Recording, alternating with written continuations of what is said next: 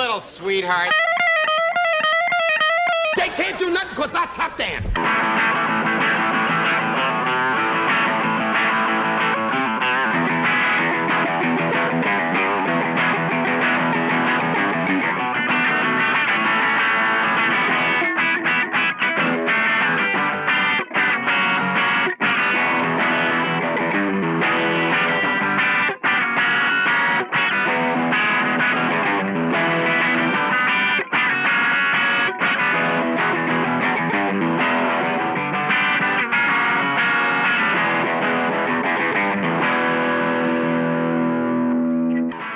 This is WVCR 88.3 FM, The Saint. You are listening to Calling Out Controversy, featuring hosts Andrew Hecht and Justin Kenyon.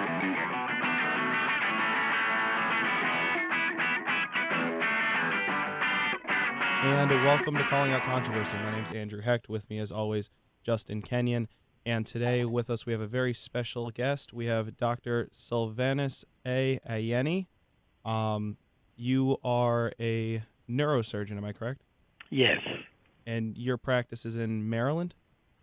It used to be. I am retired now. I retired recently.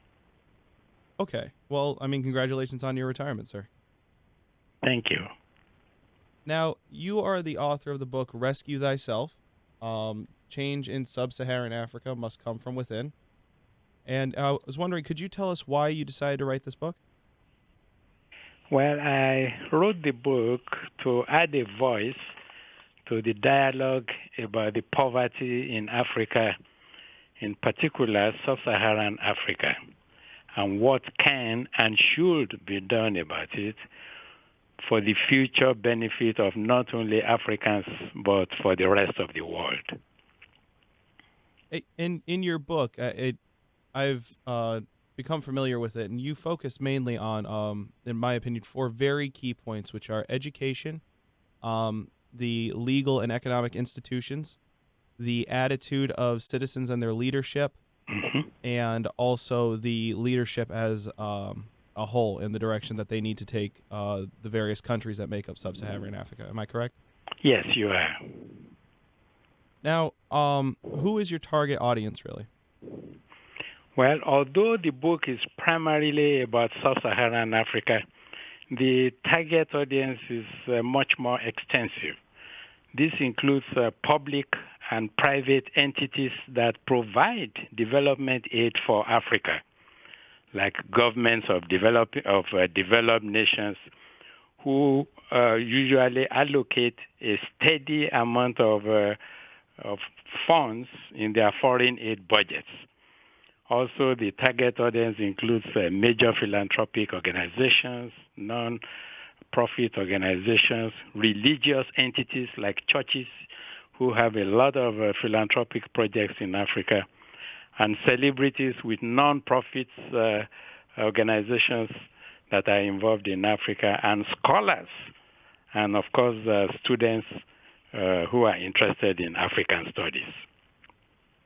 In your book, you make reference to a variety of experts and organizations, UNICEF, World Health Organization, the United Nations, the U.S. Foreign Aid, or USAID, USAID.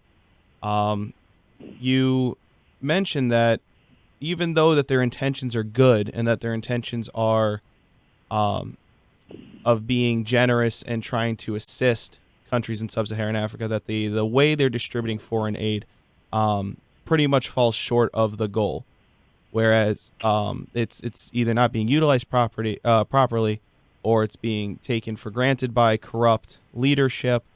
Walk us through some of the examples of how an organization with good intentions is kind of messing up, and what they can do to better help the Sub-Saharan African countries. Well, there are scores of examples. If you, for example, I'm originally from Nigeria, and I attended a mission school, Baptist Boys High School, because in those days, when I say those days, I'm returning to the immediate post-independent period in these nations. Most of the nations became independent in the 1960s. Okay, Ghana became independent in 57. Then after that, a slew of them in the 1960s. Nigeria became independent on October 1, 1960. Now, most of the schools in these nations were established by missionaries and foreign entities. So I am a beneficiary of one of these missionary schools.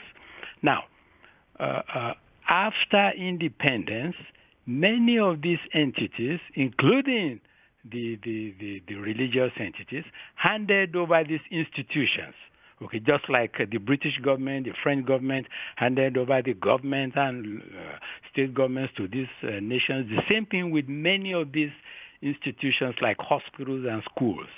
Now, after a few years, everything just went downhill. And my own high school is also a victim of this type of malfeasance by the post-independent leaders of these schools.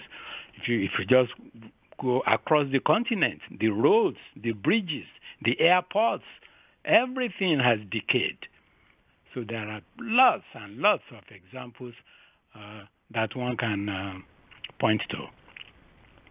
Now, what can a country like the United States or Canada or the United Kingdom do to help, if not give money? Because when we decided to contact you originally, I was very interested in this because, in my personal opinion, I don't believe in foreign aid as a functional way of achieving a desired goal, like improving a nation. Just throwing money at something doesn't always work, right? And I personally believe in helping an economy grow and trying to use industry and entrepreneurship to help people out of poverty and allow private businesses and owners to build their own economy and their own government and their own country as a whole. And a lot of what I've read in your book so far seems to be along those lines. So if people still want to be philanthropic, or if governments still need to support aid, how do they do that effectively? Oh, you are absolutely right, everything you said. So the point is there is no doubt about this, that the foreign aid that is being delivered to these nations in the past 55 to 60 years has been an absolute failure. Okay, so it has to be restructured, and there has to be significant rethinking of quote-unquote foreign aid. Ideally, foreign aid should be a temporary device. It should just be a temporary bridge to help people so that they can get their house in order and get their feet on the ground. But unfortunately, it has just become a long-standing, permanent donation with very little accountability and transparency. And the more you give aid to these nations, the poorer they get. I mean, we know that these nations are much poorer than they were 50, 40, 20, 30 years ago. So, to answer your question, what should be done? As I wrote in the book, I think there should be greater accountability, greater transparency, and the donors have to bypass the government as much as possible. Okay, you have to bypass the federal government, the state governments, and as much as possible, you go straight to the people who really need the money. Because when you go through the government, by the time the funds get to the people in the village, you barely have 10% or 15% of the original fund. And in fact, let me throw a bombshell here, Andrew. Now, I don't know who will listen to this on YouTube. I don't know whether you put it on a billboard or anything on social media, but I'm going to say something here which will shock many people, and I'm ready to take the hit. I believe that given the current state of these nations, okay, the donor countries should consider a 6-month to 1-year moratorium on all foreign aid to sub-Saharan African nations, except the health and education of the children, and intervention in natural disasters. So, in your book, you actually mention when I believe it was Ebola, the Ebola virus broke out, and Kofi Annan stood in front of the UN and talked about how that foreign nations should have acted faster, but at the same time, receiving nations of foreign aid, sub-Saharan African nations of foreign aid, should have asked for help faster. And you seem to be in favor of that message. So to me, it seems that you're not against foreign aid in certain aspects, like you just said, for education and for natural disasters. I think that I can agree as well that in certain instances, like you said, foreign aid should be something to help someone out of a hole, and then it needs to stop. It can't be a continuous feeding tube. And I appreciated that example that you gave in the book because it's showing that you're not entirely opposed to the idea. And I respect and appreciate that you're willing to put a statement like that out there, as well as the statement you just made. And it will be on YouTube, so don't worry. Yes, but do you mind if I just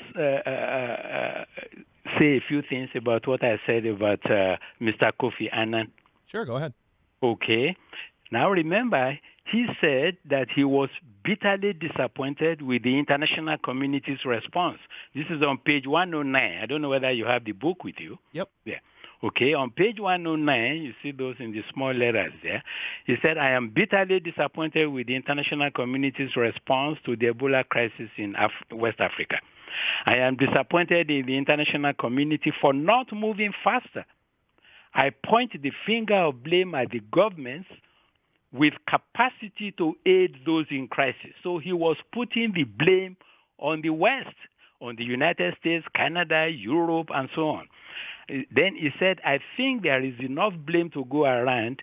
The African countries in the region could have done a bit more. They could have asked for help much faster than the international community could have organized themselves in a much better way. Then, I said that, with all due respect to Mr. Annan. Mr. Annan, I think the finger of blame should not be on the wealthy nations. I think that is in my preceding paragraph there.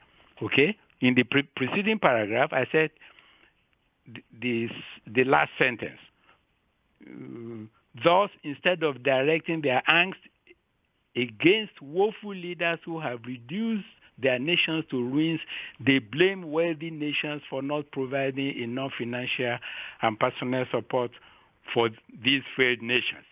Then I said, I have the utmost respect and tremendous admiration for former Secretary General of the United Nations and Nobel Peace Prize winner Kofi Annan. I said, but he should put the finger of blame not on the donor nations, but on the people that have destroyed their nations. I think it's in the next paragraph. Yeah. I am not making any excuse for the international community for not moving more swiftly to help Guinea, Liberia, and Sierra Leone. However, with all due respect to the esteemed diplomats, the governments with capacity do not deserve the finger of blame. That finger of blame should be pointed straight at, then I mentioned all the heads of state who destroyed Sierra Leone, Liberia, and Guinea. Yes. So even though I agreed with him, at the same time, the blame should not be on the wealthy nations. The primary responsibility lies with the leaders of these nations. Okay. I think that's a good takeaway. I think that's very important. A lot of people who are listening will probably agree with you. And I also think that a lot of people who might have originally thought the other way would be swayed by reading this book. You make a very convincing argument. And you said you're originally from Nigeria, right? I remember you talking about how your father was a school teacher and was very involved in the education system, correct? Yes. So earlier this year, about 7 months ago now, I took a class called Comparative Politics, and we actually covered Nigeria to a degree. And we focused mostly on problems in the Niger Delta with the Ogoni, and we focused on Boko Haram in the north, and obviously President, forgive me if I mess this up, Muhammadu Buhari. Yes, you did very well. I'm so proud of you. So I just wanted to know, considering that's your home country and you focus on it as an example many times in the book, what's your thoughts on a situation like that where you have a foreign oil company causing troubles with citizens of Nigeria who are fighting back? You have a president who's pretty much corrupt, using the military to exude force and to take from its own citizens. You have a terrorist cell in the north. How does all of that get solved? What institutions need to be in place? What attitudes should change? What can be done at a ground level? Even education is extremely important, of course, but even if you try to insert aid for specifically just education in an area like that, it's got to be very difficult, right? It is extremely difficult. Extremely difficult. Now, you have mentioned two of the hottest spots in Nigeria. And of course, we have the current crisis of the Fulani herdsmen who are, marching from the northern part of the country and taking over several of the states in the south. That is a relatively new phenomenon. Now, the issue of the delta and the destruction of the ecosystem in that region. When I was growing up in Nigeria in the 50s and 60s, that region of the world was one of the most pristine areas, the delta region. Okay? Now, unfortunately, the oil companies, destroyed the ecosystem of that region. This region was a place where for generations, for hundreds and possibly thousands of years, the natives have lived on fishing and farming. And when oil was discovered, when the first oil installation was erected in Nigeria, I think in 1958, okay? From that time on, when these oil companies just came to the country, that entire region, the fishery, the farming, everything was just wiped out. And that's why these Ogoni people were fighting for their livelihood. And instead of the government siding with them, unfortunately, because of the corruption, okay, the people were just left in the wind.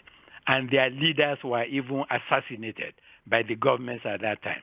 So it is a very complex issue.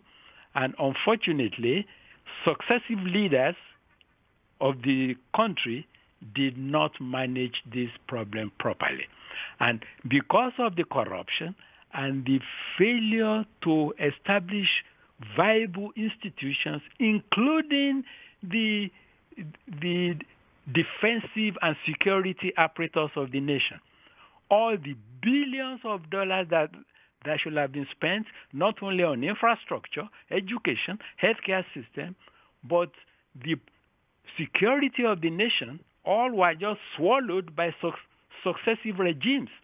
So the country did not have any viable police force, army, navy, air force, and thus, an organization like Boko Haram could rear its ugly head.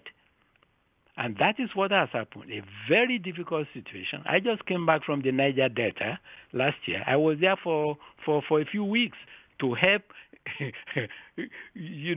the education of the children, where you have children sitting down. I can send you pictures, okay? Sitting down on the floor. Okay? High school students sitting down on the floor. No laboratories. You are graduating high school students with no laboratories. And this is a region of the country that produces hundreds of billions of dollars. And everything is swallowed. Very difficult. The hope for the nation is that the next generation of leaders will not be as corrupt and be as clueless as the generations that have destroyed these nations. And that's why I am heavily involved in the education of the children. That's why I have my non-profit organization, Pan-Africa Children Advocacy Watch. And we are just dealing with education of these children so that we can give them a completely new set of value and mindset and purpose of life and what a true nation means. We, the people, not just we, the clan or just my family. So I want to take it back to the preface of your book. You list 3 points. The first 2 I think we've gone over a little bit. Let me see if I can pull it up here for a second. Yeah. So the first point was to have a bold and honest dialogue. These are the points of the book. To find alternative pathways to solve the monumental problems facing the nations of the SSA. To remind future generations of leaders of sub-Saharan Africa, and I'm paraphrasing here, but the gifts and talents required for them to develop themselves and their societies, and more than sufficient natural resources all reside within sub-Saharan African countries. And then the third point, which I would like to focus on more so, is admonish the citizens of sub-Saharan Africa, especially the leaders, to search their inner core and reflect very deeply on their past, present, and future, to remind them that life anchored on the pursuit of money, material wealth, power by any means, and failure to care for others and love them as oneself is hollow, empty, and meaningless. Yes. I'm not necessarily sure that I would agree with your third point. I was wondering if you could explain it to myself and obviously the listeners. Well, there I was talking about the fact that even though one may not be monotheistic, you may not believe in a God or a creator. I happen to be a Christian, okay? That's my faith. Yeah, I'm Jewish and I go to a Catholic school, but yeah, I get you. Good, but I'm sure some people might be agnostics or atheists who don't believe in God. But even we know that there is a purpose for life. Okay, whether you come to this from a philosophical standpoint, from a historical standpoint, or from a purely existential standpoint, okay, there has to be a purpose for life. And is that purpose for life to grab everything you can at the expense of your fellow human beings? I think that is extremely fundamental and crucial. And there is no question about it that post-independent leaders of these nations, okay, have completely neglected this fundamental principle of why you are here on this temporary journey on this planet. What is the meaning of life? What is the definition of life with a meaning? So as you go through the continent and you see the incredible dichotomy in the way the people live, incredible opulence compared with unimaginable poverty, you will just cry. And so if anybody can go through life with that type of filth and poverty and pain and agony surrounding him, with just he or she and his or her family just having fun and having all the best things in life, that life is hollow. That is what I was referring to there. Okay, I understand that. Obviously, it makes sense, right? If you're the only one accumulating wealth in an area and it's at the severe detriment of your fellow man, there is something that seems wrong about that, right? Like you said, some people aren't monotheistic like us. Some people, just off of common sense or for empathetic reasons, would say there's something wrong with that.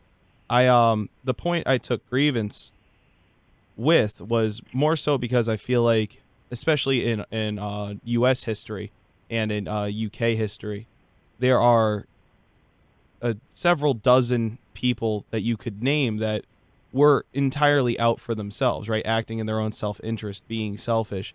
And the way they actualized it was not to do it at the detriment of their fellow man, but to utilize the needs of their fellow man and meet that demand with a product or a service, right? So you have the railroad industry, you have the steel industry, you have the oil industry, you have banking, you have even the invention of a cotton gin, like all the way back to basic inventions were all met for wealth, like to aspire to make a profit off of a need that has not been met. So I think that part of growing an economy, like we mentioned earlier, has to be industrious people that even if they might be acting selfishly by trying to accumulate wealth, they're also doing a service by meeting a demand for people.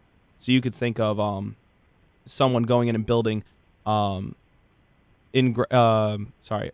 indoor plumbing or water supplies or filtration systems or dams, agricultural fields for growing products, rejuvenating the ecosystem in a place like the Delta. And charging a price for it might not seem ethical at the current moment, but I personally don't see something wrong with that. Would you agree? Absolutely. And I think what you are getting at is the concept of collective good, or, some philosophers, J. Stuart Mill and so on, the Enlightenment philosophers, okay, some of them had this purpose, the social contract theory, the concept of collective good. Okay, and one can give in addition to everything you say, you give an example. For example, the governor of your state, the governor of my state, when he gets home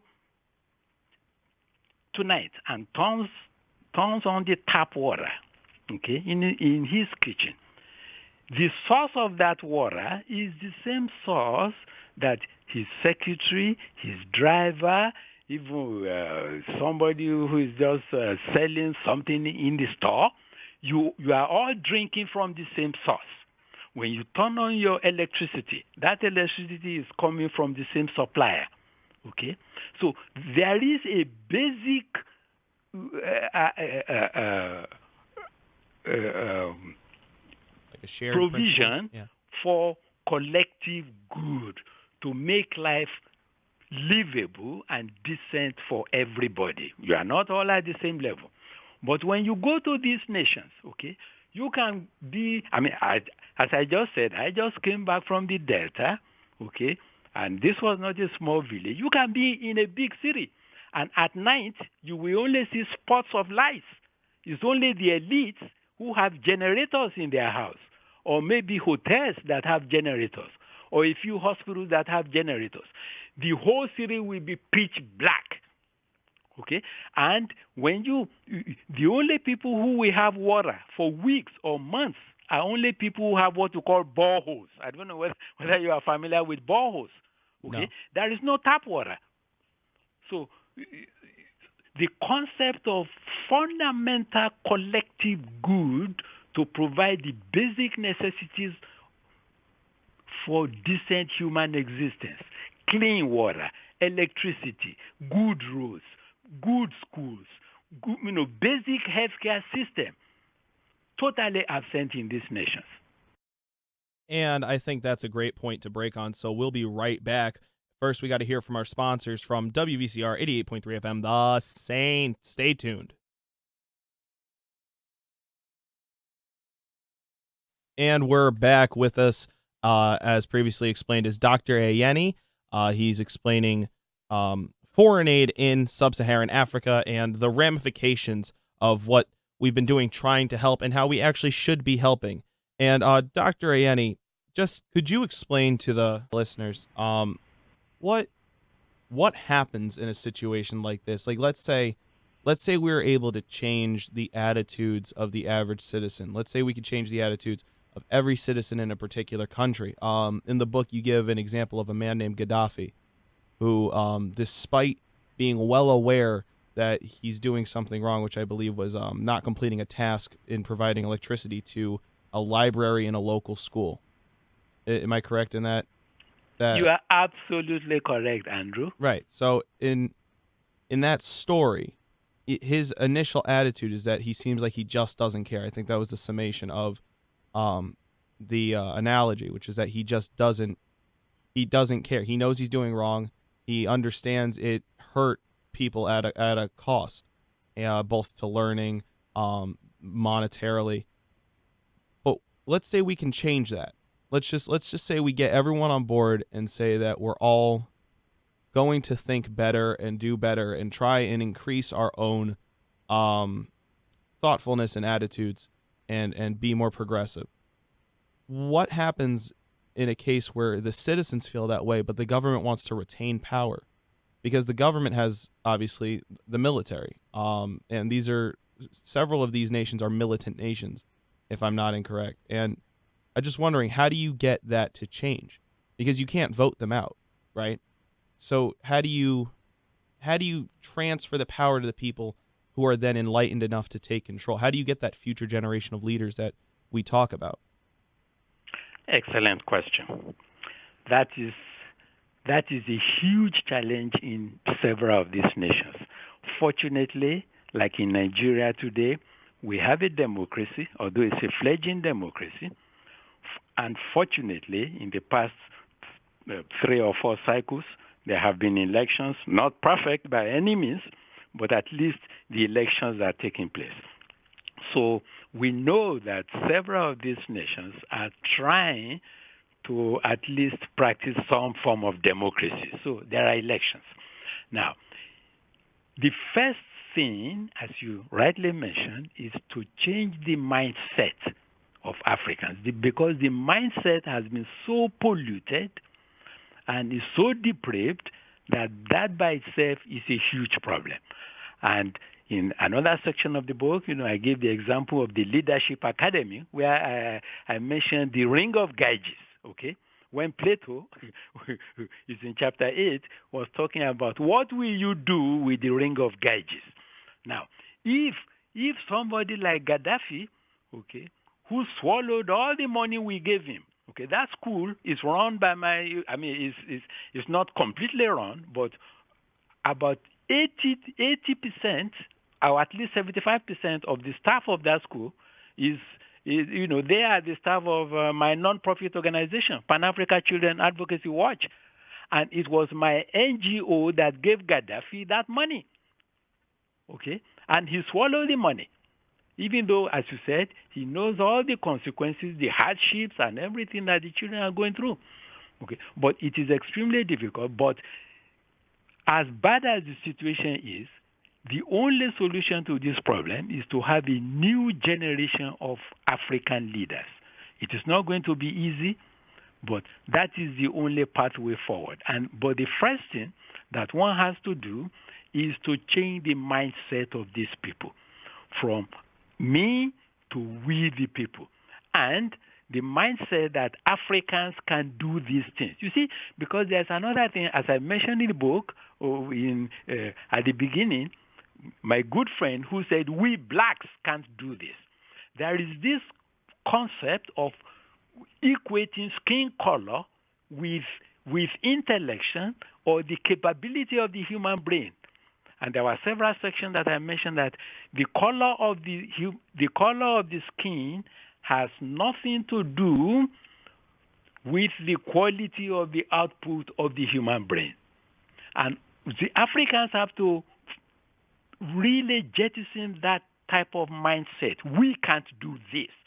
Okay, waiting for non-Africans to come and build their roads, build their schools, build their hospitals, feed them, give immunization to their children, build their airports. And on the flip side, that is where the donors come in. Donors must stop doing things for Africans, but when you go there to help them to help themselves. You teach them to fish, you don't just keep giving them fish. Well, it's interesting because you mentioned that several sub-Saharan African countries that you use as examples are some of the largest producers of vegetables and fruits and nuts. I forget which country, but you said they're the leading producer on the continent of tomatoes, and they import tomato paste. Yes, that is Nigeria. Oh, is it also Nigeria? Yeah. Yes. But that struck me particularly. I found that baffling because it seems like something that common sense you just wouldn't import. If you're the leading producer of tomatoes, why aren't you making your own tomato paste? That's an amazing manufactured good that could help industrialize an area like that for the better. So that anecdotes like that were particularly powerful in the book. I am so glad you mentioned that. You see, because Africa, at least sub-Saharan Africa, the 54, 55 nations, okay, sub-Sahara, excluding the 5 North African countries of, Morocco, Algeria, Libya, Egypt, and Tunisia. The nations in sub-Saharan Africa are located in arguably the most fertile land on this planet. Many of them have far more natural resources. Each of the 2 poorest countries on this planet have more natural resources than any European country. Okay. The Central African Republic and the Democratic Republic of Congo. They have everything. Not to talk of Nigeria. Everything. Still, these nations are the poorest precisely because of that example I gave. So they have all these resources, and instead of just, setting up some form of industry or some form of plants to produce the final products from this, you wait for Europeans and currently Indians and Chinese to come there and harvest all these things, go and, use them in their countries to produce things for you and then export it to you. The situation is so mind-boggling, and it is just beyond anything that one can comprehend. But the solution lies in the fact that there has to be a new generation of leaders, and the world cannot just keep watching, because Africa is very important to the world, as I discussed later in the book, about the consequences of inaction. Okay, the world can simply not afford to ignore Africa. It's interesting because the example that we've been talking about is quite literally blatantly defiant of one of the principal economic characteristics that Adam Smith lays out, which is specialization of trade. And you just mentioned, Nigeria is producing a product to send it out just to get it sent back directly to them, and not producing it in-house themselves. That's defeating the purpose of specialization. Specialization is what helped a lot of Europeans grow. You mention in the book European countries being competitive, wanting to keep up with each other educationally, industrially, and that all increased with specialization of trade. And I think that one of the things that needs to be addressed in sub-Saharan African countries, especially after reading your book, is how to specialize trade. You also talk about extractive institutions and inclusive institutions, which is an academic principle. Economic principle. I misspoke. And that principle, you mentioned how extractive is something that takes raw resources and sells it without production. When it comes to fruits, if you want to wholesale fruits, vegetables, ground nuts, that's very good. But in the case of like tomato paste, since we're talking about it, it would benefit a country more to do that in-house. It's cost effective. It's also a big step in industry to have a manufacturing plant, to give jobs to people. You have to educate people in order to do that. But that's where, again, charities and philanthropic support systems like yours can help. Correct? Absolutely. You hit the nail on the head. Unfortunately, what you are referring to there about institutions, extractive and inclusive, actually It was when I was discussing the book about an excellent book written by two great economists, one of them at Harvard, another at MIT, Acemoglu and Robinson. And the title of their book is Why Nations Fail. Okay? And they gave great examples there. But at the end of the day, okay, even if you have these institutions, inclusive institutions, unless you have a leadership that really understands the sense of collective good, okay, who has the interest of the nation at heart first, not their own personal or clannish or family interest, but the interest of the people. And it is a huge problem on that continent, and that is why the leadership issue comes in. Because without solving the leadership problem, these nations will never arise from the basement. But at the end of the day, it again all begins with the transformation of their mindset. Okay? Sub-Saharan Africans must realize that the Creator, for those of us, who believe in one, has given them everything they need, not only to succeed, but to compete with the rest of the world. They have more natural resources, they have as much natural resources, if not more, than any continent on this planet. And they have 1.2 billion brains, if you count the whole continent, of sub-Saharan Africa, 900 million brains. So they have everything. Now, let's say there's a listener out there right now that wants to get involved and help, like someone might be listening right now, they might feel empowered to try and help. And a lot of the conversation has been about how foreign aid is really ineffective as a long-term solution and how we need to stop. You've obviously mentioned a moratorium on foreign aid up from 6 months to a year as something that you think is necessary. For someone like myself or someone listening or parents, teachers, anybody who wants to get involved, how do they get involved in a way that can be beneficial? How do people in a first world country like the United States or UK or Canada partake in trying to better sub-Saharan African nations? Oh, thank you so much for that question. Now, I just want to clarify the point that the extreme example of moratorium I gave is I stand by it. I stand by it, especially at the government level, okay, at the public level. But at the private level, okay, I think, as I said, one should not ignore Africa, because ignoring Africa is inimical to the progress and the safety of the whole world. Okay, how do you get involved?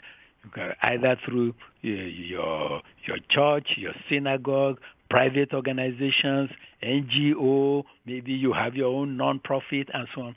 But any project you undertake in Africa, the purpose must include some form of education. You don't go there and just build, okay? You build a school and then you hand it over to them. You build a clinic or a hospital, hand it over to them. Even farms, you establish farms, you bring your fertilizers, you fertilize everything and so on, and then you leave. You build the roads and bridges and so on. No, you don't do that. You teach them how to do those things. The thinking process has to completely change. From doing something for them, it has to change to helping them to do these things themselves. So even if you go there to undertake any project, or if you are a student, you go there to participate in anything, always have at the back of your mind the issue of education. At every opportunity and every step, you must explain what you are doing, why you are doing it, why it is beneficial for them, and tell them that, look, 2-3 years from now, you expect them to do these things themselves. Okay. Now, if someone wants to get involved and doesn't have the means to, like you said, go there and teach, or head there as part of a coalition or a missionary group or something and take the trip themselves? Or is there an organization that you recommend that they can get involved in? Oh, there are several organizations. I mean, they can, if they go online, you will see there are lots of organizations that are involved in Africa, but you have to do your research very judiciously, okay? And one has to realize that contrary to what people think, okay, when you have an organization that has been working in an area, if you are the owner of a football team or a baseball team, and that team has not made the playoffs or has not been relevant for 30 years, wouldn't you change strategy? The same thing in Africa. You have organizations who have been working in Africa, in sub-Saharan Africa, for 30, 40 years, and the communities in which they have been working keep getting poorer.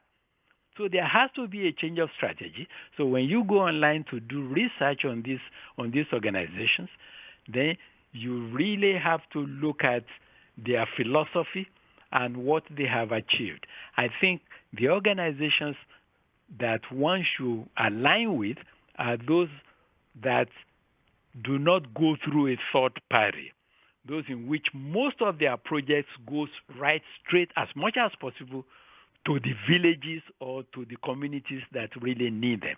Because the overhead and the corruption that takes place, okay, if you go through third parties or you go through other agencies in the country, by the time you get to the village or to the community where you are going to undertake your project, most of the fund is already gone. So they can do their research online. I don't want to self-advertise here. I have a non-profit organization, Pan-Africa Children Advocacy Watch. The website is www.pacaw.org. And we are active there, but we deal strictly with education of children and leadership training for the young adults. Okay. Now, I have one last question to ask you before we go, but it is a longer question. I want to ask you to ponder the geographical makeup of sub-Saharan African countries, their borders, and how they were drawn, as you mentioned in the book, fairly arbitrarily during the Berlin Conference, I think? Yes, the Berlin Conference of 1884 to 1885, yes. Okay. With the borders that exist there currently, and with the countries that make up sub-Saharan Africa currently, do you think that change is achievable, or do you think that there needs to be a realignment of nations that reflect the cultural history and the ancient history of the people of sub-Saharan Africa? That is an excellent question. Unfortunately, these borders were drawn arbitrarily without any input from the natives and without any consideration for the differences in their languages, culture, and history. But sadly enough, there is, in my view, I may be wrong, but in my view, there is not much that can be done at this time. And I'm not even sure one should go that route, okay? You see, because the fundamental problems, I believe, will still remain the same. Africa is a very complex and very diverse continent with tremendous genetic diversity, as I mentioned in the book. So just breaking them down into, say, take a country like Nigeria, you break it down to 4 countries, or Congo, break it down to 4 countries. I do not believe it will make any difference unless, until there is a fundamental change in the philosophy and the mindset of the people, okay? Because unless the concept of collective good rather than clans or tribes and so on, unless that concept is developed, in the children, in the next generation of the leaders of these nations. Just breaking these nations, into smaller countries will not solve the problem. Okay. Well, that is all the time we have today. Thank you very much for joining us, Dr. Ayeni. I really appreciate it. It's been a great conversation. I love your book. I can't legally tell someone to buy the book, but I highly suggest people check it out. I very much also believe that people should check out the Pan-Africa Children's Advocacy Watch. I think that it's, from the research I've done, you're running an amazing organization, and I wish you the best. I hope everything works out great, and I hope you keep writing, and I hope you keep spreading the message, because I very much enjoyed the book. I love the message you're putting out there, and thank you for coming on. Oh, thank you so much for having me, Andrew. I really enjoyed it. And please say hello to Justin. I hope everything is fine with him. Yeah, no problem. And this has been WVCR 88.3 FM, The Saint, calling out controversy every Tuesday at 11 p.m. Don't forget to like and subscribe on YouTube. Don't forget to like and follow on Instagram. And don't forget to email us at the WVCR website.